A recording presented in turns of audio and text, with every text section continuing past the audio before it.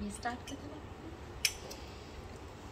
ओम अज्ञानतिमिरान्धस्य ज्ञानञ्जनशलाकया चक्षुरुन्मिलितं येन तस्मै श्रीगुरुवे नमः। श्रीचैतन्यमनोभीष्टं स्थापितं येन भूतले स्वयं रूपा कदा मह्यं ददाति स्वपदान्तिकम्। वन्देऽहं श्रीगुरो श्रीयुतपदकमलं श्रीगुरून् वैष्णवांश्च श्रीरूपं साग्रजातं सहगणरघुनाथं वितं तं सजीवं साद्वैतं सावधूतं परिजनसहितं कृष्णचैतन्यदेवं श्रीराधाकृष्णपादान् सहगणललिता श्रीविशाखान्वितांश्च। हे कृष्ण करुणा सिन्धु दीनबन्धो जगत्पते गोपेश गोपिका कान्ता राधा कान्ता नमोस्तुते। तप्त कांचन गौरांगी राधे वृंदावनेश्वरी वृषभानुसुते देवी प्रणमामि हरिप्रिये। वाञ्छाकल्पतरुभ्यश्च कृपा सिन्धुभ्येव च पतितानां पावनेभ्यो वैष्णवेभ्यो नमो नमः। जय श्री कृष्ण चैतन्य प्रभु नित्यानंद श्री अद्वैता गदाधर शिवसादि गौर भक्तवृंद। हरे कृष्णा कृष्णा कृष्णा हरे हरे हरे राम राम राम हरे हरे। हरे कृष्णा। अभी आज हम लोग दामोदर लीला का बारे में डिस्कस करेंगे। तो हम सबको पता है कि कार्तिक शुरू हो चुका है ना। कार्तिक कब से शुरू हुआ है? 9 तारीख से, शरद पूर्णिमा। तो कार्तिक भगवान श्री कृष्ण भगवद गीता में बोलते हैं कि कार्तिक उनको सारे महीनों में कार्तिक बहुत प्रिय है।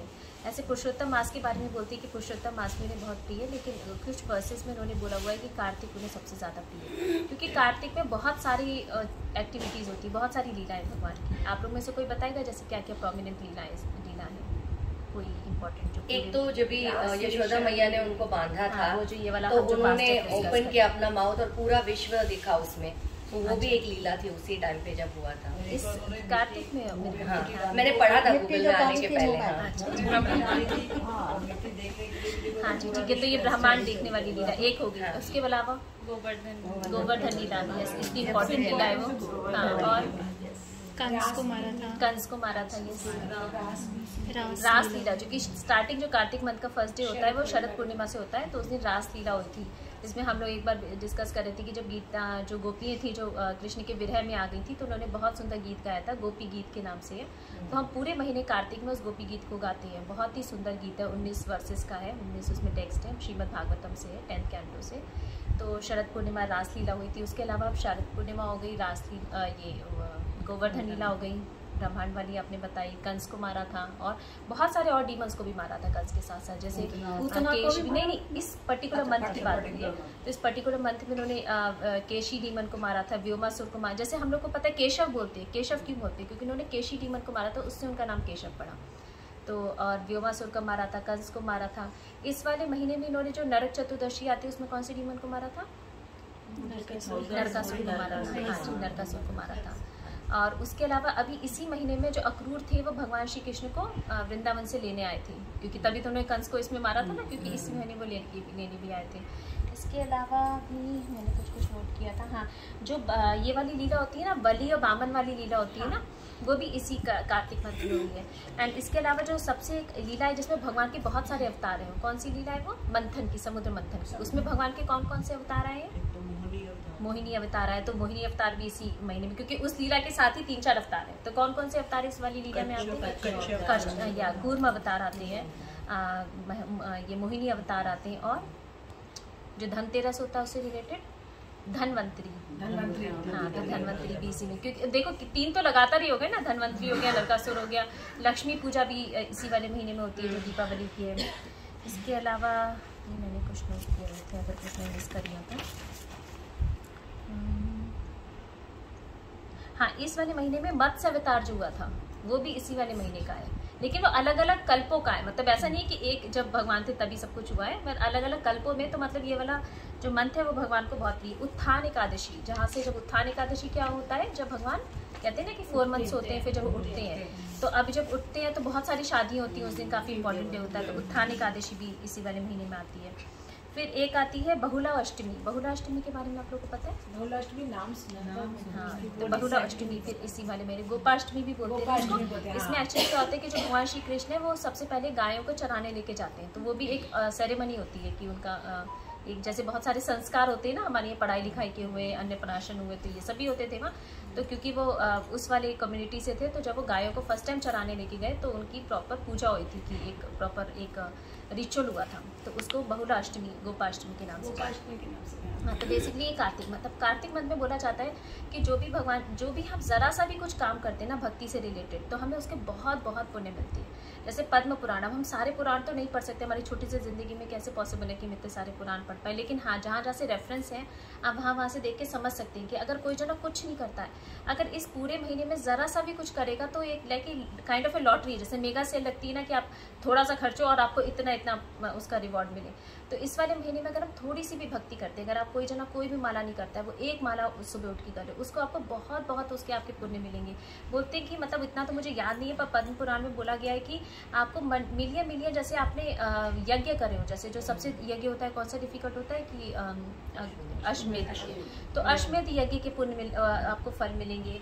और जो भी जना इस पूरे महीने, अच्छा इस महीने में बहुत इंपॉर्टेंट बोल के तुलसी विवाह हुआ है, तभी तो तुलसी जी की तो कितनी महिमा है। अगर हमें बचपन में ये वाली लीला और दामोदर लीला तो है जो आपने बताई, तो जो हम आज डिस्कस करेंगे, तो इन सारी लीलाओं में जो भगवान को ऐसा मतलब हमें बचपन में हमने ये सब सुना था कि जो हमें कार्तिक के महीने में हम लोग सुबह सुबह मेरी दादी हम लोग को उठा देती थी 5 बजे की, सब लोग, और ठंड भी हो जाती थी शुरू, तो गीजर ऑन होता था, लाइनें लगती थी बाथरूम में कि हम चारों भाई बहन सुबह सुबह नहाएंगे, और सबसे तुलसी जी को दीपक जरूर लगाना होता था, और तारों की छाँव में मीन्स 2 तारे होने चाहिए। तो आई रिमेम्बर कि बचपन में हमारी बहनें आवाज़ देती कि सुना 1 तारा बचा है, 2 तारे, जल्दी जल्दी आओ, तारे जा रहे हैं। तो हम लोग को बचपन से ये हमें कार्तिक मंथ की बहुत ज़्यादा होती थी। और जो जना पूरे कार्तिक मंथ में कुछ ना कर पाए, वो लास्ट के 5 डेज में एक बहुत इंपॉर्टेंट डेज होते हैं, उनको बोलते हैं भीष्म पंचक। तो भीष्म पंचक में क्या होता है कि उसमें भीष्म देव जो थे उन्होंने सबको ज्ञान दिया था, अर्जुन को और सारे 5 पांडव को, जब वो अपने वो तीरों की उसमें शैया पे लेटे हुए थे। तो भीष्म पंचक बोला जाता है कि उसमें बहुत आप जैसे जो लोग पूरे महीने व्रत कर रहे होते हैं दामोदर मंथ का, कि हम कोई लोग कुछ चना छोड़ता है, कोई कहता है कि मैं अपने प्रिय स्वीट को छोड़ दूंगा, मैं एक ही टाइम खाना खाऊंगा, मैं सुबह जल्दी उठ के नहाऊंगा, मतलब आप कोई भी तरीके के प्रण ले लो और उसके बाद आप उसको, लेकिन ऐसा कोई प्रण ना लो कि आप पूरे टाइम निभा ना पाओ, लेकिन आप पूरे महीने कुछ ना कर पाए हो कोई बात नहीं, लेकिन जो लास्ट के 5 डेज हैं वो आपकी एकादशी से पूर्णिमा तक होते हैं, जो वो बहुत इंपॉर्टेंट होते हैं। उसमें आपने थोड़ा सा भी कुछ किया, वो भीष्म पंचक होते हैं। उसमें लोग जैसे हमारे यहाँ लोग ज़्यादातर उसमें 5 दिन ग्रेन्स नहीं खाते हैं, एकादशी का व्रत रखते हैं, कोई फ्रूट्स पे रखते हैं। तो ये सब ये अभी हमने डिस्कस किया कार्तिक मंथ की महिमा की, हमें कार्तिक मंथ में अगर हमें भगवान का थोड़ा कुछ को जरूर स्मरण करना चाहिए। अब आज हम लोग एक बहुत अच्छी सुंदर लीला पे आएंगे जो है दामोदर लीला।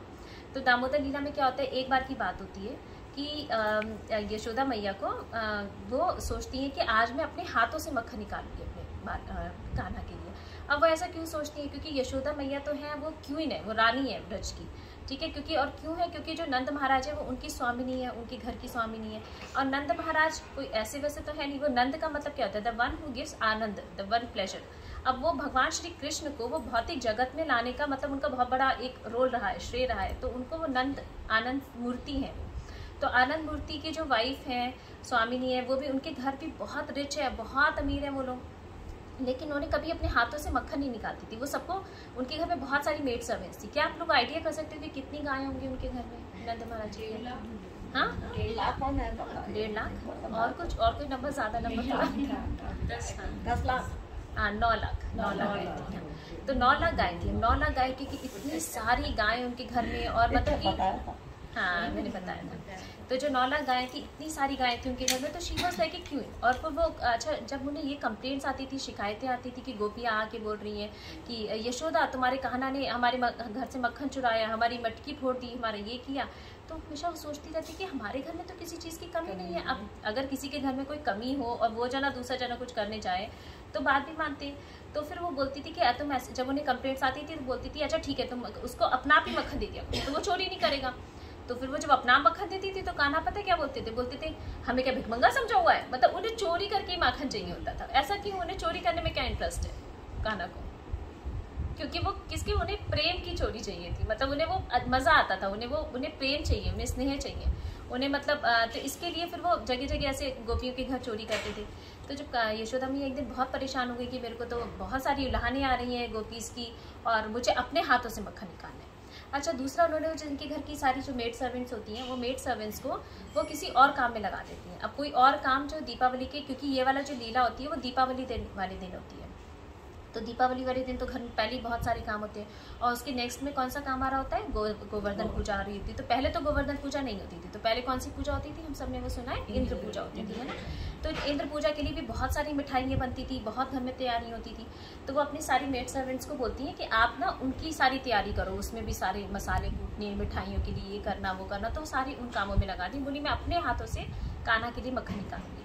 तो अपने वो सुबह सुबह उठी, इन्होंने गायों को दूहा। अच्छा, गाय भी उन्होंने वो जो 9 लाख गाय हैं, 9 लाख गायों में कुछ गाय हैं जो बहुत स्पेशल है, जिसमें वो 8 गायों को बोलते हैं पद्मगंधा गाय। उन्हें पद्मगंधा इसी हो जाते हैं, पद्म मीन्स लोटस का बन, यानी गंधा भी जिसमें से स्मेल आती है। तो एक स्पेशल घास को खाती थी कि जैसे एक्चुअली 100 गायें होती थी, 100 गायें जो होती हैं वो कुछ स्पेशल घासों को चलती थी, उनका दूध ये 8 गायें पीती थी और इन 8 गायों को पद्मगंधा गाय बोली जाती थी। तो ये जो 8 गायें थी तो इन्हीं का दूध कृष्ण के लिए सेव होता था, इन्हीं के दूध को कृष्ण की मिठाई मक्खन इसके लिए बताते, जो कि कृष्ण खाते नहीं थे, वो औरों के घर में खाते रहते थे। तो फिर वो उन्होंने सोचा कि उन्होंने अपने हाथों से दूहा गायों को, जबकि वो सारी मेड सर्वेंट्स होती थी, बट उन्होंने उस दिन अपने हाथों से दूहा। वो अच्छे से तैयार हुई, उन्होंने सैफ्रॉन कलर की साड़ी पहनी, अपने आप को खूब डेकोरेट किया। हम लोग तो क्या करेंगे, जैसे खाना कुकिंग करना हो तो हम कैसे कुकिंग करेंगे, नाइट सूट में जूड़ा बाज, है ना, वैसा नहीं। उन्होंने कहा अपने आप को प्रॉपरली तैयार करके, क्योंकि वो कृष्ण की सेवा के लिए कुकिंग कर रही थी, कृष्ण का भोग लगाने के लिए कर रही थी। तो उन्होंने अच्छे से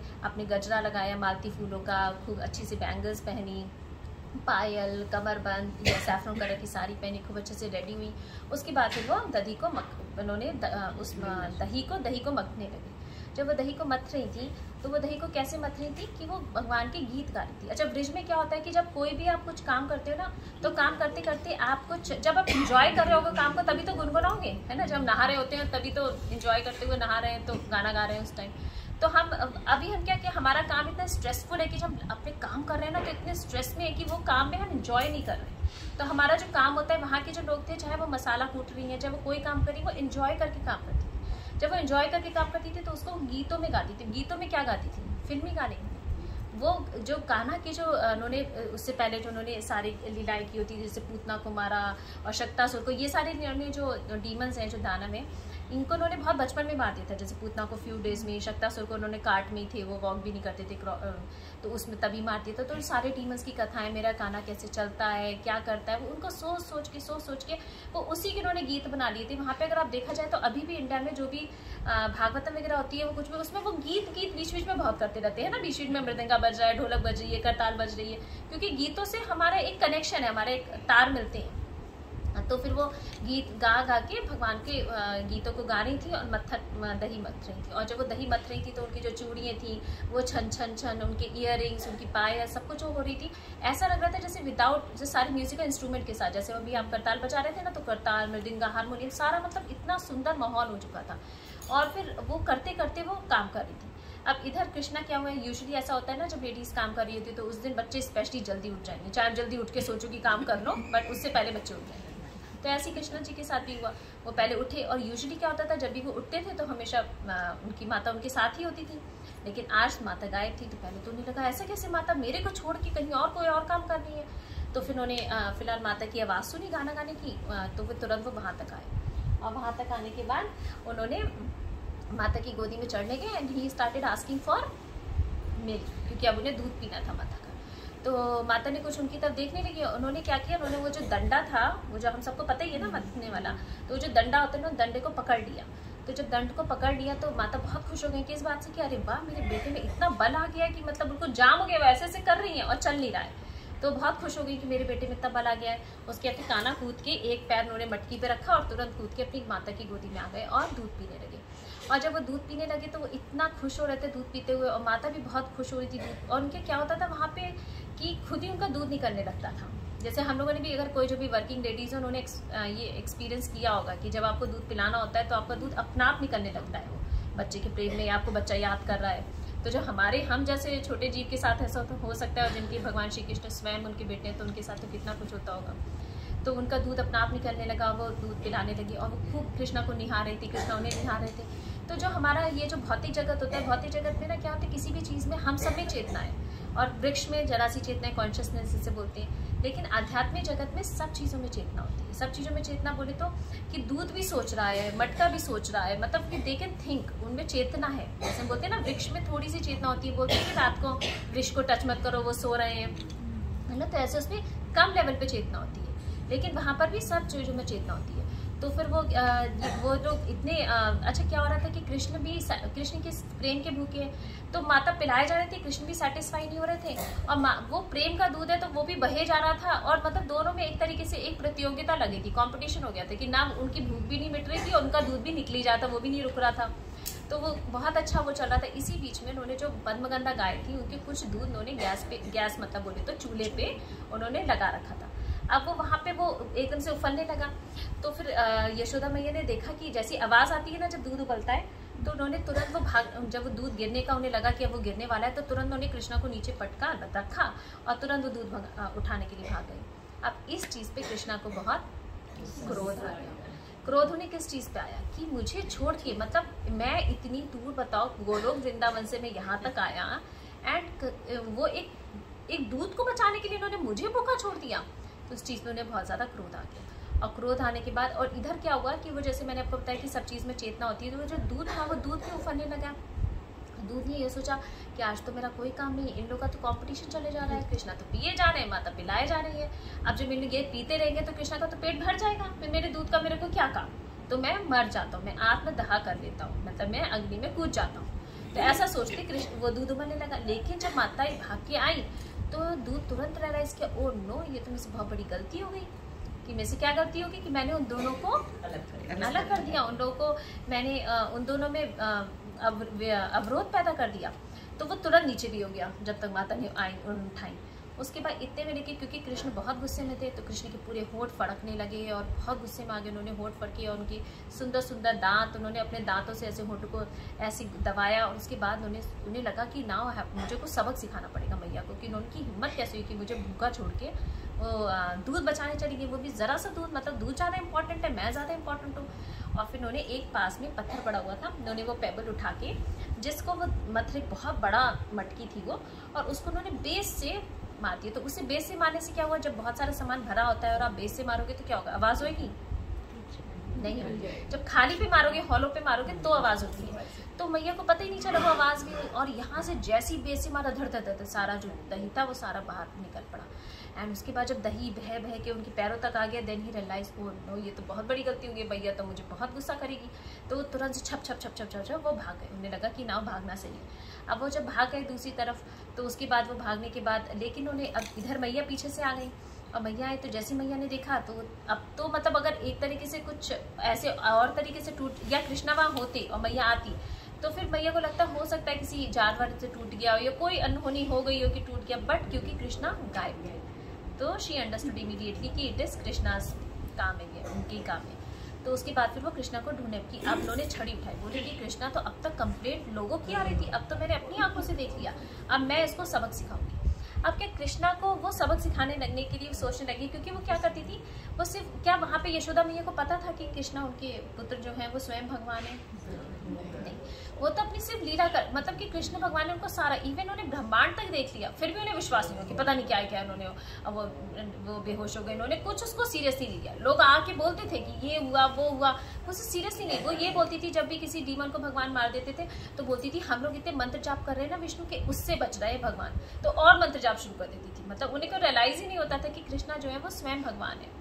तो उसके बाद वो जब वो यहाँ आती है और उन्हें जब ये फिर रियलाइज़ होता है कि कृष्णा के काम है, तो सोचती है कि अब कृष्णा का अगर ऐसे करेगा, और लोगों ने पहले ही उनकी, क्योंकि ब्रिज क्या है, वहाँ पे कोई प्राइवेट लाइफ नहीं होती, सबकी पब्लिक है, कि सबके घर के बारे में सबको पता है। अब वहाँ पे यशोदा मैया को लगता है कि अब तक तो सब बोलते थे कि वो चोरी करता है, अगर वो कृष्णा ऐसा करेगा, मैंने भी उसकी साइड ली, अगर आज मैंने उसे सजा नहीं दी तो फिर क्या कृष्णा के आगे शादी कैसे होगी, कोई लोग क्या कहेंगे कि ये तो चोरी करता है।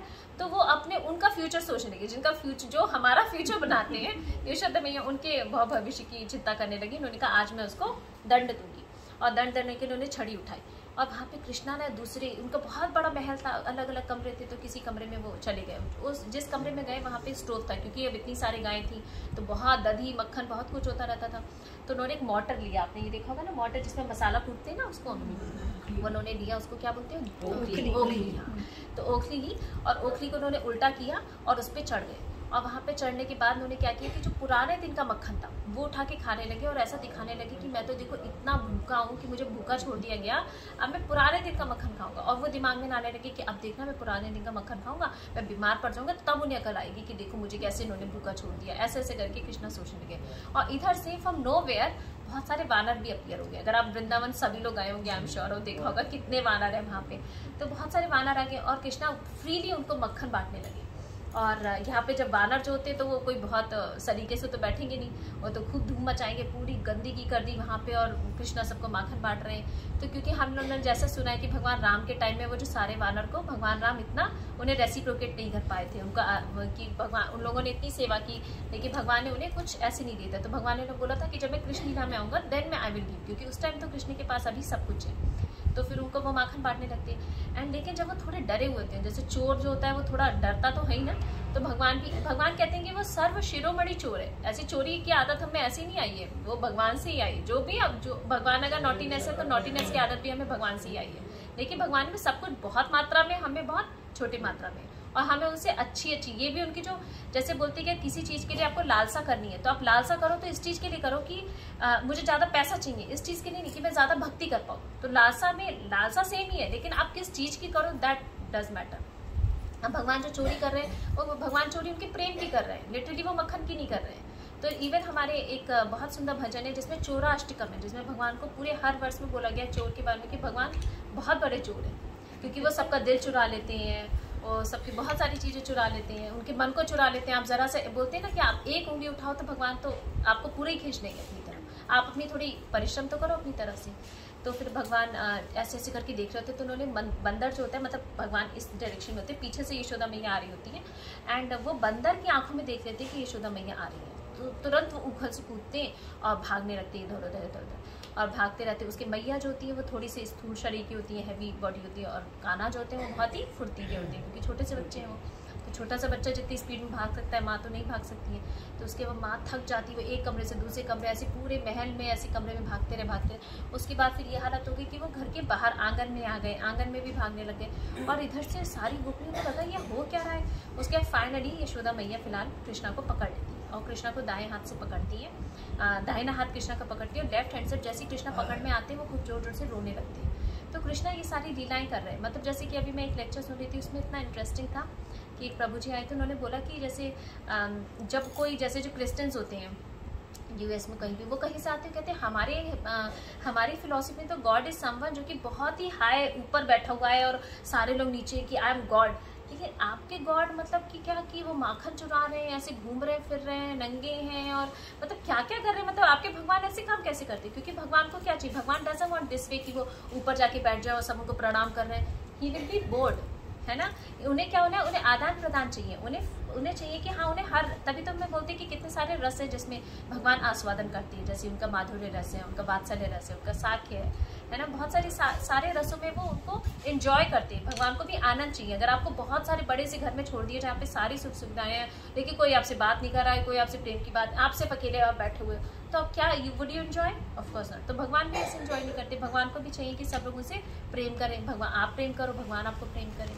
तो फिर भगवान भी वहाँ पे फिर जब उन्होंने कृष्णा को यशोदा मैया ने देखा कि कृष्णा भाग रहे हैं तो उन्होंने जब कृष्णा को पकड़ लिया तो कृष्णा जोर जोर से रोने लग गए। तो जब कृष्णा रोने लगे तो उनका जितना मस्कारा था वो सारा फैल गया उनकी आंखों में। He was looking very cute. तो अभी हम जो एक दामोदर अष्टकम गाएंगे, दामोदर अष्टकम में पूरी इसी लीला का विवरण है कि कैसे यशोदा मैया ने उन्हें पकड़ा और कैसे वो रो रहे थे, और ये सारे अगर हमें टाइम हो तो हम उसका वो करेंगे उसका ट्रांसलेशन, अदरवाइज सिर्फ उसे आज गा लेंगे और नेक्स्ट 3 वीक्स में जो हम लोग के प्रोग्राम्स होते हैं ना उसमें धीरे धीरे हम इस बारे में और डिटेल में पढ़ेंगे। तो उसके बाद फिर जब वो यशोदा मैया, वो कान्हा बहुत जोर से रोने लगते तो यशोदा मैया को रियलाइज़ होता है ओ, क्योंकि यशोदा मैया का पर्पस उन्होंने आज तक छड़ी उठाई होती है कान्हा पे? नहीं, कभी नहीं उठाई होती। उनका सिर्फ पर्पस होता है उन्हें कि उन्हें वो थोड़ी रास्ते पे लाए, मतलब उनको मारने का उनका इरादा नहीं होता है। कई बार हम बच्चों के साथ ऐसा करते हैं ना, लेकिन हमारा इरादा नहीं होता है वो। तो यशोदा मैया तुरंत छड़ी छोड़ देती कि नहीं मेरा वो नहीं है। तो कान्हा थोड़े फिर भी वो रोने लगते, रोते रहते। तो यशोदा मैया को लगता है कि अगर वो इतना रो रहा है तो यूजुअली कान्हा क्या करते हैं कि जब भी वो बहुत दुखी होते हैं या किसी कुछ होते हैं तो वो कहीं भाग जाते हैं। यशोदा मैया को बहुत समय लगता है उन्हें ढूंढने के लिए। और आज दीपावली का दिन है, पहले पूरी मैस वानरों ने मचाई रखी है और इतना सारा काम है घर में, तो उन्हें लगता है कि अगर आज भी अगर अभी कान्हा को मैंने ऐसे छोड़ दिया, वो पहले रो रहा है, तो वो इधर उधर भाग जाएगा, फिर मैं कहाँ तक उसे ढूंढती फिरूंगी, किस तट पे जाऊंगी, यमुना के तट पे। तो मैं ऐसा करती हूँ, उसको बांध देती हूँ कि एटलीस्ट वो इधर तो रहेगा। और वो बांध के सोचती है कि मैं बांध के जाऊंगी और फिर मैं दूध उबाल के नया मक्खन बनाऊंगी and then immediately I bring her and मैं उसको पैसिफाई कर दूंगी। ऐसा उनका सोचना होता है। लेकिन उस सोचने में क्या होता है कि यहाँ पे वो जब बांधने लगती है तो बहुत ही इंटरेस्टिंग लीला होती है, जिसमें कि वो उनके घर में ऑफकोर्स रस्सियों की तो कोई कमी नहीं है, क्योंकि उनका तो काम ही गायों को बांधने वाला, जो इतनी सारी गायें हैं तो कितनी रस्सी होंगी। तो जब वो रस्सियाँ लेके आती हैं और वो बांधना शुरू कर देती है, जब वो बांधना शुरू करती है तो बहुत ही एक रोचक बात होती है कि जब वो बांधती हैं तो हर बार रस्सी 2 उंगली छोटी पड़ जाती है। अब वो सोचने की बात है, भगवान अपना वजन भी मतलब बढ़ भी नहीं रहे यहाँ से, वो सेम ही साइज है छोटे से, लेकिन जब वो राउंड लेके वो बंद करने लगती हैं तो वो 2 उंगली छोटी पड़ जाती है। तो पहले तो वो बहुत हंसने लगती है कि क्या फन हो रहा है इनके साथ, क्योंकि कृष्णा के साथ तो हमेशा ही फन होता ही रहता है। तो उन्हें लगता है कि क्या ही फन हो रहा है, लेकिन फिर भी वो कंटिन्यू रखती हैं। और इस बीच में क्या होता है कि जो सारी गोपीज होती हैं, क्योंकि सब जगह तो पता चली जाता है ना पूरे ब्रिज में, तो पूरे ब्रिज में सारी गोपियाँ आने लगती, कहती है यशोदा से बोलती है यशोदा छोड़ दे, तुम्हारा नाला जो है वो बहुत ही विचित्र है, उसमें उससे तुमसे नहीं बंधेगा। ऐसे कैसे नहीं बंधेगा, मैं आज उसे बांधूंगी। तो उसके बाद फिर वो पहले तो एक्चुअली यशोदा मैया जब शुरू करती है ना तो अपने रिबन ले लेती है अपने बालों का, वो सोचती है तो छोटा सा ये रिबन से बन जाएगा। बट कृष्णा का रिबन से वो तो घर की इनकी सारी घर की रस्सियाँ लग जाती हैं, बट कृष्णा बंद के नहीं देते। उसके बाद जो और गोपियाँ होती हैं वो और गोपियाँ अपने घर की रस्सियाँ ला के दे देती हैं, तब भी कृष्णा नहीं बनते। वो बहुत परेशान हो जाती है यशोदा मैया, वो तो बिल्कुल इतनी पर्सपायर करने लगती है, मतलब उनके पूरे पसीने निकलने लगते हैं। और यहाँ पे जब वो भाग रही होती है ना यशोदा मैया कृष्ण के पीछे, तो उनके जो बाल फूल लगे होते हैं ना वो भी गिरने लगते हैं। तो अब वो जो फूल होते हैं वो पता है क्या सोच रहे होते हैं, वो सोच रहे होते हैं कि आज यशोदा मैया इनको कान्हा को पकड़ के उसको दंड देने वाली है, हम उसके भागी नहीं बनने वाले, we don't want to be a part of it. तो उसके लिए वो गिर जाते हैं उनके पास।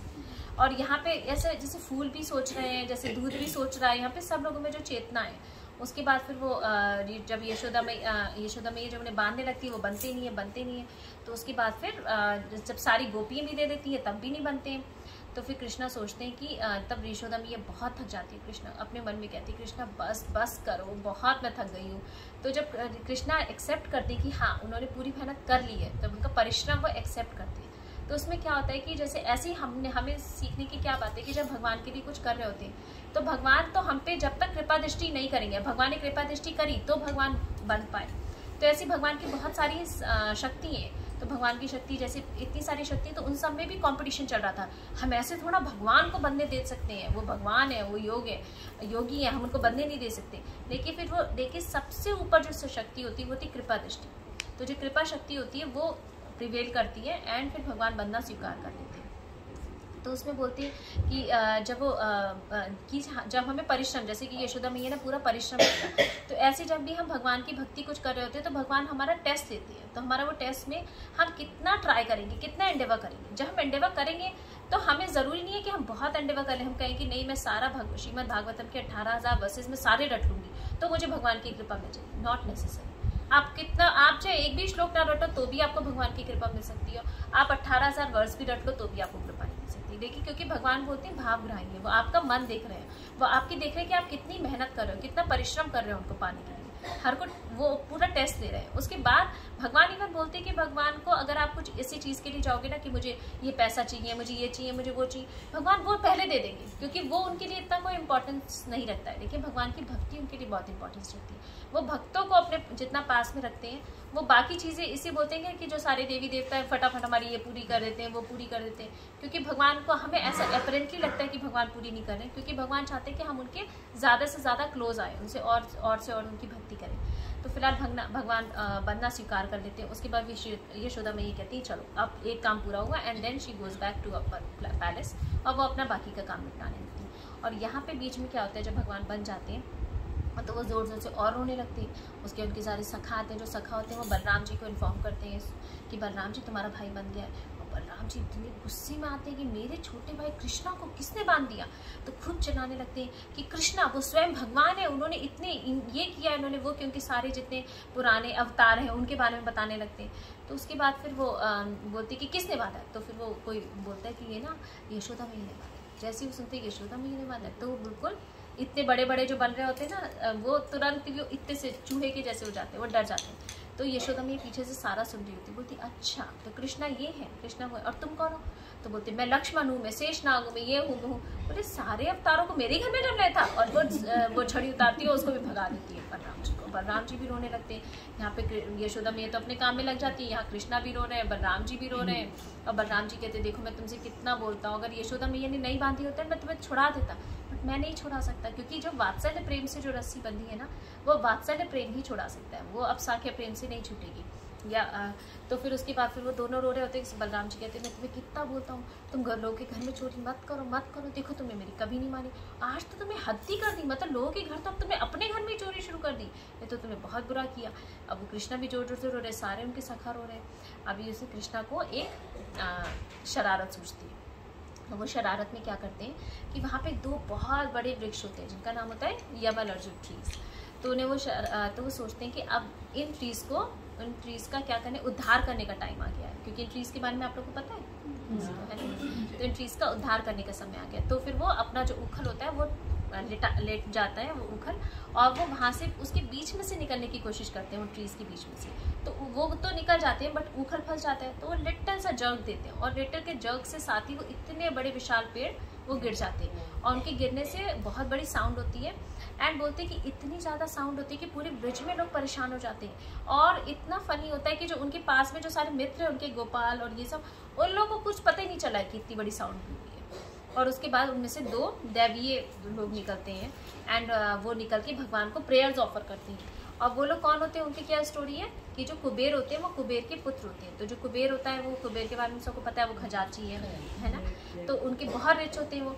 तो जो यूजुअली ऐसा होता है ना, जो बहुत रिच पीपल होते हैं उनके जो बच्चे होते हैं वो थोड़े बिगड़े हुए होते हैं। तो ये भी बच्चे थोड़े बिगड़े होते हैं। तो एक बार वो गंगा जी में स्नान कर रहे होते हैं, और लड़कियों के साथ वो निवस्त्र स्नान कर रहे होते हैं और खेल रहे होते हैं, आलिंगन कर रहे होते हैं, चुंबन कर रहे होते हैं। और इधर से यहाँ पे नारद मुनि गुजर रहे होते हैं उनके पास से।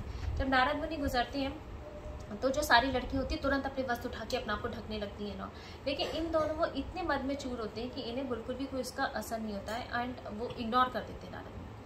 फिर नारद मुनि, ऐसा नहीं है कि नारद मुनि इस बात से नाराज होकर श्राप दे देते कि क्योंकि तुम इतने निवस्त्र होने का तुम्हें शौक है तो तुम ट्रीज बन जाओ। ट्रीज के थोड़ा कपड़े होते हैं वृक्ष के, लेकिन उनका पर्पज ये होता है कि क्योंकि ये जो इतने बिगड़ गए हैं तो ये थोड़ा भक्ति की तरफ, भगवान की तरफ वो अग्रसर हो, तो उसके लिए उन्हें श्राप देते। अब जब इन्हें रियलाइज होता है कि इन लोगों को श्राप मिल गया तो तुरंत वो उनके पैर छूते हैं, कहते हैं हमसे गलती हो गई। तो नारद मुनि कहते हैं कि तुम अपना श्राप तो वापस नहीं ले सकता, लेकिन तुम जो दो वृक्ष बनोगे वो तुम नंद कोटियार में, नंद के आंगन में बनोगे। वहाँ पे भगवान की सारी लीलाएं जो कितने कम लोगों को देखने को मिलती है, तुम्हें वो देखने को मिलेंगी। एंड वहाँ पर तुम, और टाइम आने पर तुम्हारा उद्धार हो जाएगा और तुम वापस चले जाओगे।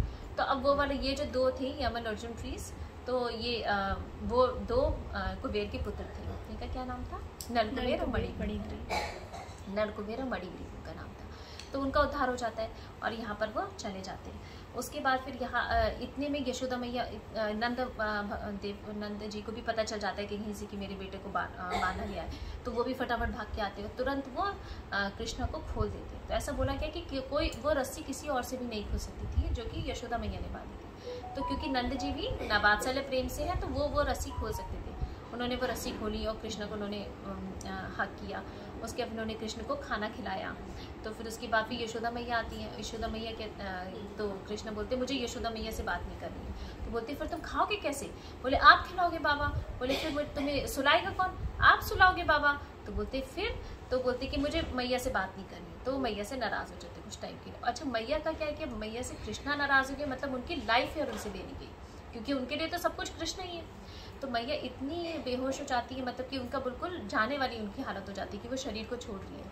तो कोई कुछ आके उन्हें बताते हैं कृष्ण को कि कृष्ण अपनी माता का अंतिम दर्शन ले लो, तुम्हारी माता शरीर छोड़ने वाली। तो जैसे कृष्ण को पता चलता है तो कृष्ण तुरंत भाग के, कि वो तो मतलब जस्ट उन्हें ऐसी मजाक के लिए कर रहे होते, तो तुरंत उनके पास जाके बोलते मैया मुझे दूध पिलाओ।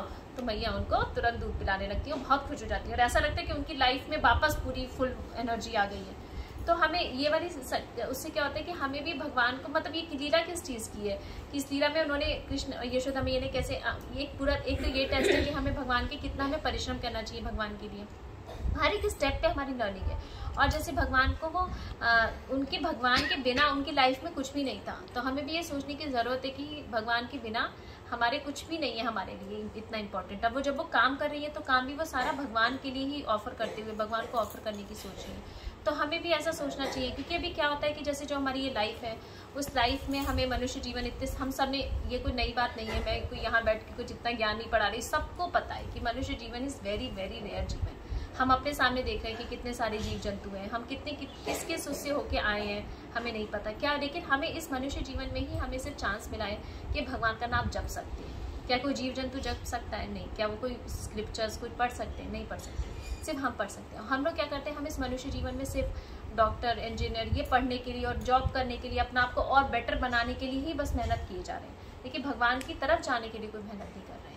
और भगवान की तरफ अगर ऐसी ये मनुष्य जीवन चला जाएगा और फिर हम वापस ही वो 84 घोटी उसमें चलते रहेंगे, तो हमारी पूरी कोशिश होनी चाहिए कि हम भगवान की तरफ अपना ज़्यादा से ज़्यादा, और ये सारे मंत्र होते हैं उसमें हमारी भक्ति बढ़ती है। अगर इसमें ज़रा सी हम भक्ति बनाएंगे तो फिर उससे हम हो सकता है बाकी के 11 महीने भी हम थोड़ी थोड़ी अपनी भक्ति बढ़ा पाएँ। तो जिस तरीके से यशोदा मैया कृष्ण के साथ दोनों का मिलन हो जाता है, दोनों बहुत खुश हो जाते हैं, ऐसे ही हम भी ये लीला सुन के बहुत प्रसन्न हो जाते हैं। इसके साथ ही मैं लीला भी समाप्त करती हूँ। श्री श्री यशोदा दामोदर जी की जय।